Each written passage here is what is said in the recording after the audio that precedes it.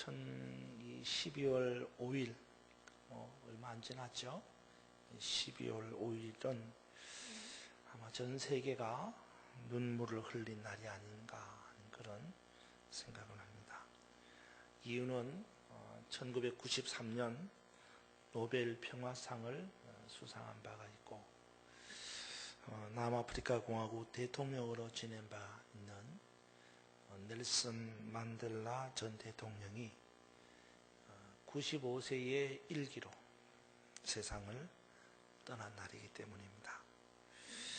12월 15일 남아공 국장으로 치루어져서 그의 고향인 쿠누라고 하는 지역으로 가서 장사를 지내게 되는데, 이 만델라의 죽음을 놓고 지금 전 세계는 깊은 애도의 물결에 잠겨 있습니다. 이처럼 이 한 나라의 대통령, 그것도 검은 대륙 아프리카의 한 나라의 대통령일 뿐인 이 그의 죽음이 이토록 전 세계 사람들에게 영향을 끼치고 파장을 몰고 오는 이유는 그가 남아공 최초의 흑인 대통령일 뿐만 아니라 흑인 인권 운동가로서 종신형을 받고 27년 동안 감옥에서 수감 생활을 하다가 마침내 자유의 몸이 되고 대통령이 되고 세계에서 인권에 있어서는 영향력이 있는 사람이 되었기 때문입니다. 이런 만델라에 대한 한 가지 일화가 있어서 여러분에게 소개해 볼까 합니다.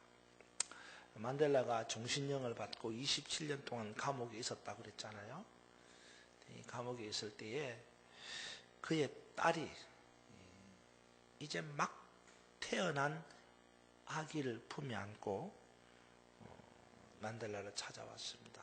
와가지고 감옥에 있는 만델라에게 딸을 보여주면서, 손주죠, 보여주면서 아기의 이름을 지어달라고 했습니다.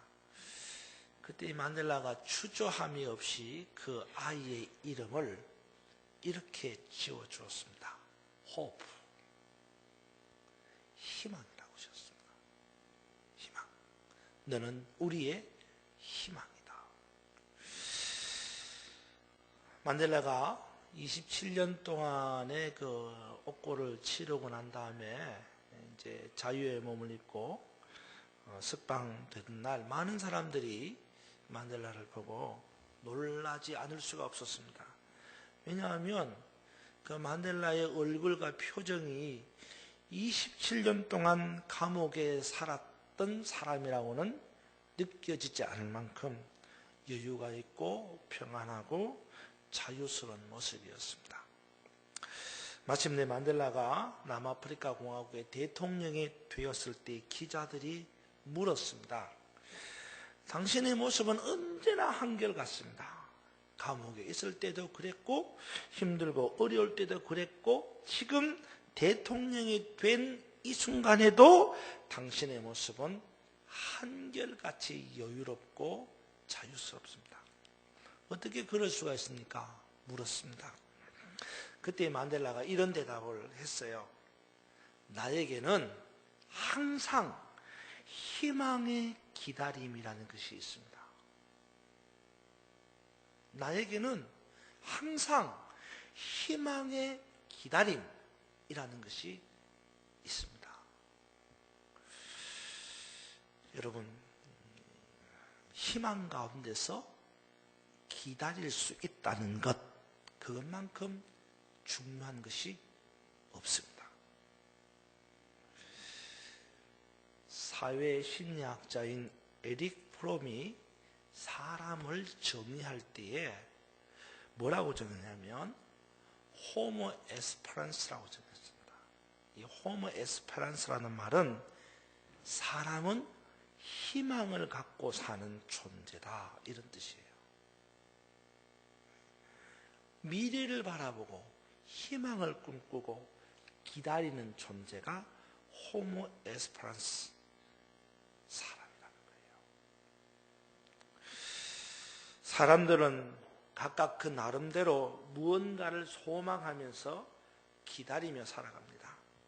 한 통계를 보면요, 응답자의 무려 95%가 인생의 목적은 기다리는 데 있다, 이렇게 대답했다는 거예요. 더 좋은 사람을 기다리고, 더 좋은 기회를 기다리고, 더 좋은 소식을 기다리고. 사람은요, 기다리는 인생이라는 겁니다. 아무리 힘들고 어려운 현실이라도 기다림이라는 것이 있으면, 희망 가운데서 기다림이라는 것이 있으면 어떤 문제도 극복할 수 있다는 거예요. 예수님께서 탄생하시던 당시에 많은 사람들도 메시아가 올 줄로 알고 있었고, 정말로 메시아가 오시면 기쁘게 맞이할 것이라는 생각을 하고 기다렸어요. 하지만 결과론적으로 보면 메시아 되신 예수님이 왔음에도 불구하고 그들은 예수님을 만나지도 못했고 영접하지도 못했습니다. 이유가 뭡니까? 왜 메시아를 기다리는 사람이 실제로 메시아가 왔음에도 불구하고 메시아를 만나지도 못하고 영접하지도 못했느냐라는 말입니다. 이유는요, 메시아를 기다리는 마음이 수동적이었다는 거예요. 수동적이었다는 거예요. 이 수동적이라는 말이 뭐냐? 기다리는 마음이 수동적이다라는 말이 무슨 뜻이냐면요, 이거예요. 아무 생각 없이 오면 만나리, 이런 거예요. 오면 만나지 뭐, 이거예요. 오면 만나지. 이게 수동적인 겁니다.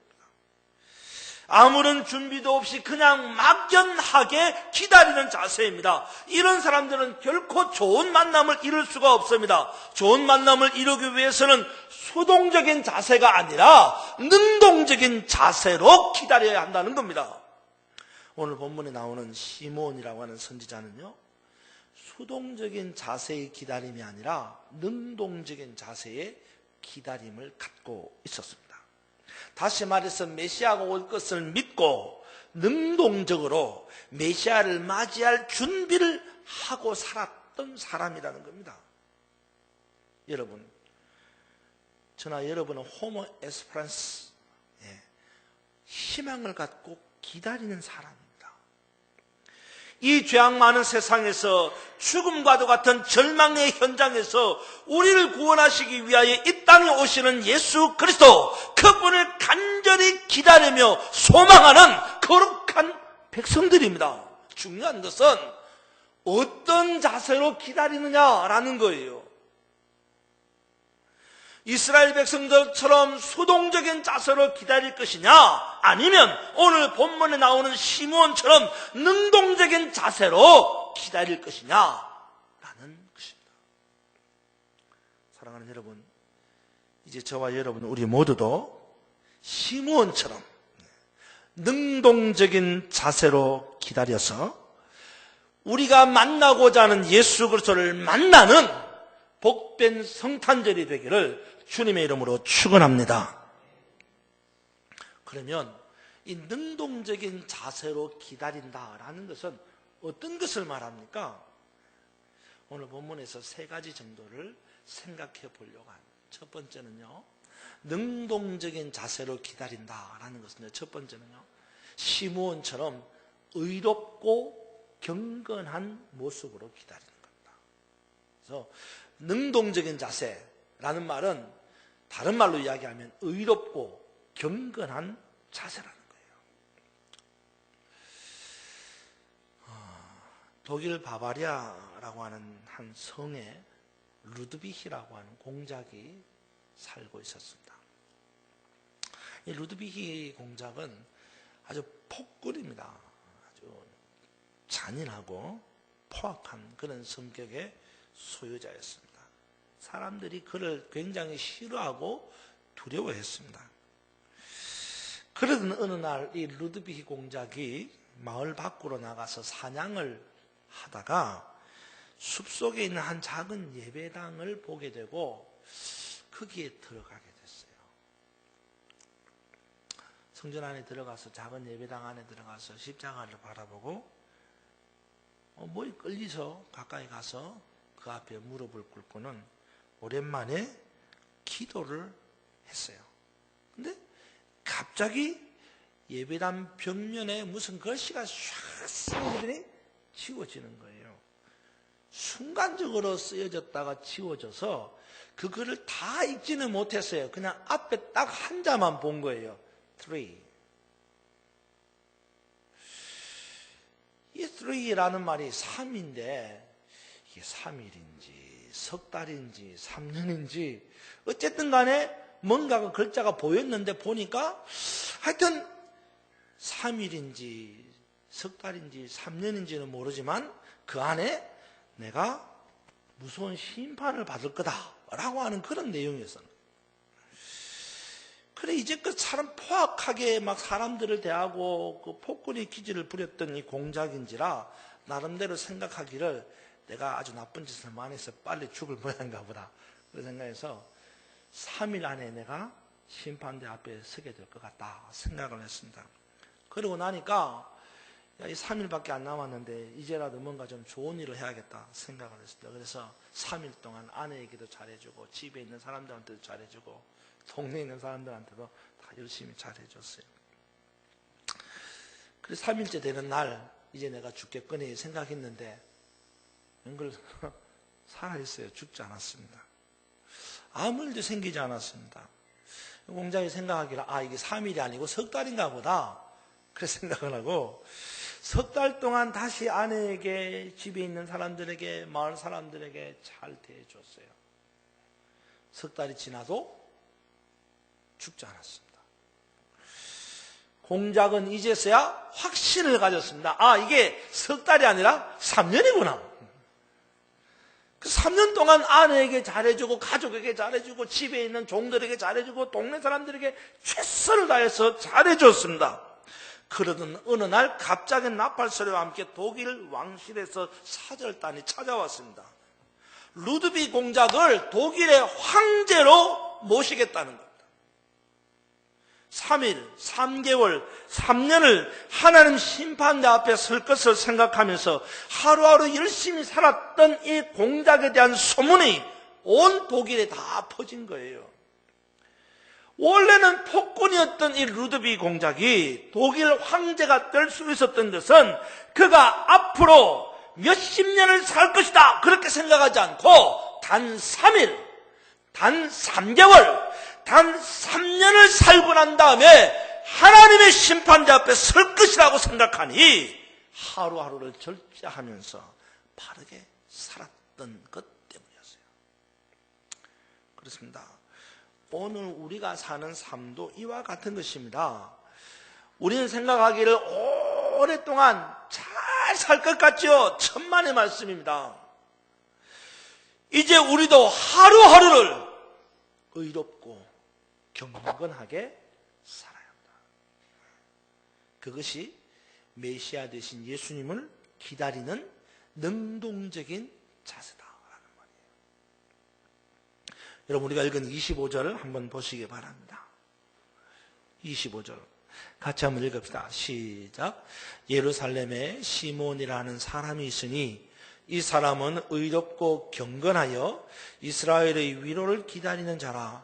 성령이 그 위에 계시더라. 아멘. 그렇습니다. 오늘 본문에 보니까 시몬은 장차 오실 메시아를 위하여 어떻게 살았습니까? 의롭게 살고 경건하게 살았습니다. 하나님의 말씀을 지키는 삶을 살았습니다. 신실하게 하나님을 대하는 삶을 살았습니다. 언제 주님이 오셔도 기쁨으로 주님을 맞이하겠다는 자세로 살았다는 것입니다. 여기서 말하는 이 의롭다라고 하는 말은요, 헬라어로 디카요스라는 말인데요. 이 디카요스라는 말을 우리말로 풀어보면 공정하다, 공평하다 이런 뜻이에요. 그러니까 의롭게 살았다는 말은 공정하게, 공평하게 살았다 이런 말입니다. 경건하다라는 말은 헬라어로 율라베스라는 말인데 이 율라베스라는 말을 우리말로 풀어보면요 꽉 붙잡다 이런 뜻입니다. 무슨 말입니까? 의롭고 경건한 사람이라는 말은 하나님과 올바른 관계를 맺기 위해서 하나님의 말씀을 꽉 붙잡고 살았다라는 말이에요. 오늘 본문에 나오는 시몬 역시 하나님의 말씀을 굳게 붙잡고 메시아를 기다리며 살았던 능동적인 사람이었습니다. 하나님과의 관계가 어긋난 삶을 사는 사람들에게는 하나님이 찾아오시지 않습니다. 또한 경건의 능력을 상실한 채 세상과 타협하며 사는 사람들에게도 하나님은 결단코 찾아오지 않습니다. 비록 시몬은 나이가 많아 늙기는 했지만 그는 항상 거룩하고 의로운 삶을 살기 위해 힘을 다했고 하나님의 나라를 소망하며 이 땅 오실 메시아를 기다리던 사람이었습니다. 이처럼 의롭고 경건하게 살던 능동적인 사람 시몬에게 비로소 예수님이 찾아오신 거예요. 여러분, 이제 저나 여러분 우리 모두도 시몬처럼 하나님의 말씀을 붙잡고 의롭고 경건하게 사는 능동적인 그리스도인의 모습을 가져서 2013년 12월에 오시는 예수님을 기쁨으로 만나는 은혜가 있기를 주님의 이름으로 축원합니다. 두 번째, 우리가 능동적으로 주님을 기다리는 자세는 어떤 거냐면 성령의 감동을 받는 것입니다. 성령의 감동을 받는 것입니다. 1955년 미국의 오레곤주의 유게네라고 하는 마을에서 한 영화를 상영한다고 공고가 붙었습니다. 그 영화의 내용은 다른 게 아니라 한국 전쟁에서 생긴 고아들의 참상을 소개해주고 그 아이들을 돌보는 손길을 찾는다 하는 그런 내용이었습니다. 유게네 마을에서 살던 한 농부 부부가 이 영화를 봤어요. 감동을 받았습니다. 전쟁의 참상 속에 살아남은 아이들을 보고 참 불쌍히 여겼습니다. 근데 문제는 농부가 재산이 있고 돈이 있겠어요. 그러니까 그냥 감동은 받았지만 어떻게 할 수가 없어서 그냥 감동 받은 대로 그렇게 지났습니다. 근데 날이 갈수록 시간이 지나고 날이 갈수록 이 농부 부부의 마음에 끊임없는 감동이 밀려오는 거예요. 아이들의 고통받는 장면, 아이들이 힘들어하는 장면, 아파하는 장면 자꾸 생각이 나는 거예요. 결국 이 농부 부부가 마음을 합해서 기도하기를 시작했고 마침내 중대한 결단을 내립니다. 그것은 다름이 아니라 자신의 농장을 팔아서 돈을 만들고 그 돈을 갖고 직접 한국에 가서 8명의 고아를 양자로 데려오는 것이었습니다. 근데 이 사실이 신문의 기사로 나면서 여기저기서 이 사람을 돕겠다는 편지가 왔고 어떤 가정은 자기도 한국 고아들을 양자로 삼겠다고 자천하는 사람들이 일어난 거예요. 그래서 이 농부 부부는 전적으로 이 일에 매달리게 되었는데 그래서 만들어진 것이 여러분이 잘 아는 홀트 아동복지예요. 헨리 홀트 부부라는 사람이 홀트 양자 아동복지회를 만든 겁니다. 이 헨리 홀트 부부는요, 성령의 감동을 받고 순종하며 살았습니다. 여러분, 우리가 대림절 기간을 보내고 있습니다. 어떤 자세로 기다려야 합니까? 능동적인 자세입니다. 그것은 어떤 것입니까? 성령의 감동을 받는 자세입니다. 여러분, 우리가 읽은 성경 다시 보세요. 25절에 보면요, 이렇게 말합니다. 예루살렘에 시몬이라는 사람이 있으니 이 사람은 의롭고 경건하여 이스라엘의 위라를 기다리던 자라. 그 다음에 시작. 성령이 그 위에, 그 위는 누구예요? 시므온 위에 있다는 시므온이에요. 성령이 그 위에, 시므온 위에 있었다는 거예요. 26절 보세요, 여러분. 26절. 그가 주의 그리스도를 보기 전에는 죽지 아니하리라 하는 시작 성령의 지시를 받았다. 예. 누가 지시를 받았어요? 시므온이 누구의 지시를 받았어요? 성령의 지시를 받은 거예요. 성령이 그 위에 있는 사람, 성령의 지시를 받는 사람입니다.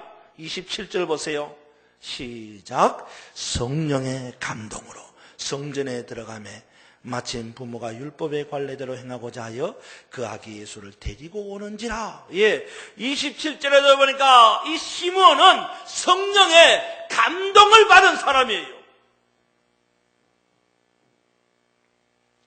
그러니까 오늘 25절, 26절, 27절을 보면 시므온은 성령에 의해서 사는 사람이었습니다.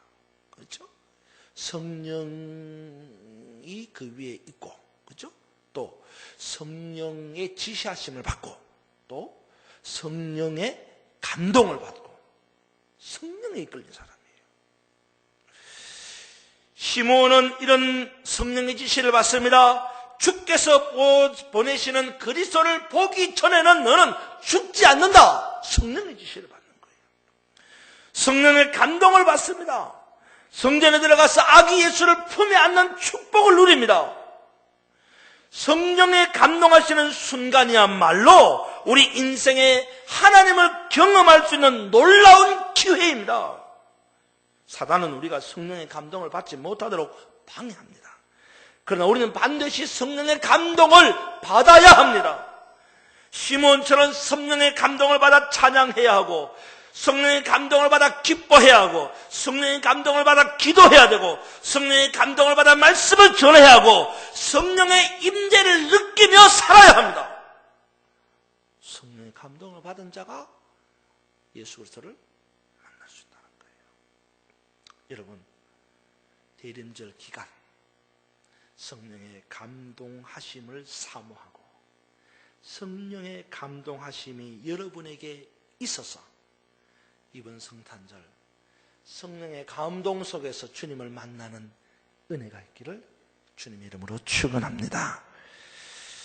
마지막 세 번째, 예수님을 기다리는 자세, 능동적인 자세, 예수님을 만날 수 있는 자세는 어떤 거냐? 영적인 눈이 열리는 것입니다. 영적인 눈이 열리는 거예요. 여러분, 모든 사람이 다 예수님을 만날 수 있느냐? 그렇지 않습니다.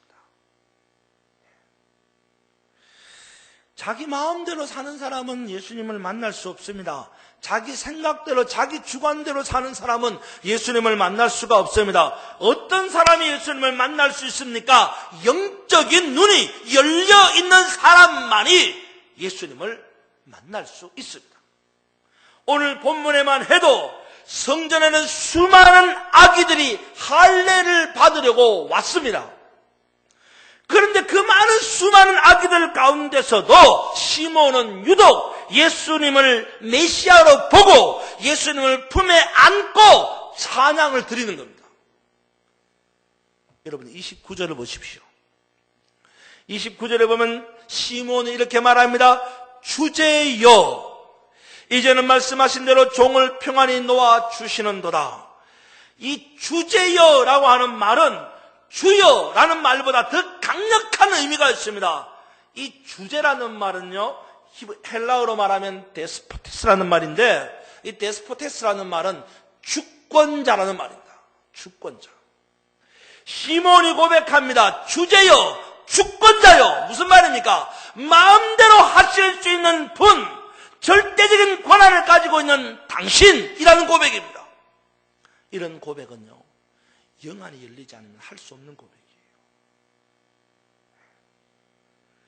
시몬이 이런 고백을 할 수 있었다는 것은 그가 영안이 열려져 있다는 말입니다. 여러분, 우리도 우리의 영안이 열려져 있어야 합니다. 예수님이 우리 각 사람에게 절대적인 주권자로 임재할 수 있으려면 내 영안이 열려져야 한다는 거예요. 우리를 찾아오시는 예수님은 대주제이시고 절대 주권자이시라는 분을 깨달으려면 영안이 열려요. 우리에게 찾아오시는 예수님은 생사화복을 주관하시고 내 삶을 감찰하시는 분입니다. 내 거처와 경계를 결정하는 분입니다. 그러기에 그가 대주제이시고 주권자이십니다. 이것은 영안이 열린 사람만이 고백할 수 있는 겁니다. 다윗은 역대상 29장에서 이런 고백을 합니다. 여호와여, 주권도 주께 속하였고 주는 높으사 만유의 머리가 되셨습니다. 부와 귀가 주께로 말미암았고 또 주는 만유의 주제가 되사 손에 모든 권세와 능력이 있을 뿐만 아니라 모든 자를 크게 하심과 강하게 하심이 주의 손에 있습니다. 다윗은 하나님을 절대 주권자로 고백합니다. 영안이 열렸기 때문이에요. 오늘 본문에 보니까 시므온은 30절에 이렇게 말합니다. 내 눈이 주의 구원을 보았습니다. 보았다는 거예요. 아기 예수님을 보는데 그 아기 예수님을 볼 때에 뭘 보는 거예요? 하나님의 구원하심을 보았다는 것입니다. 영안이 열리지 않으면 이런 말을 할 수가 없죠. 여러분, 오늘 저와 여러분의 영안이 열리어져야지 아기 예수님을 만날 수 있다라는 거예요. 여러분, 이번 성탄절 여러분의 가슴에 무엇을 안으려고 하십니까? 미움을 안고 주님을 경배할 수는 없습니다. 시기와 질투를 안고 주님을 찬양할 수는 없습니다.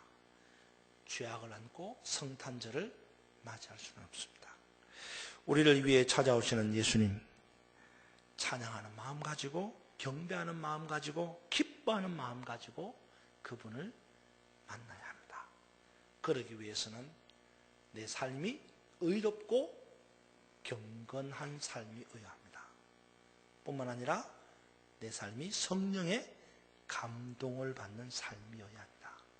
그리고 나아가서 영안이 열려지는 삶을 살아야 합니다.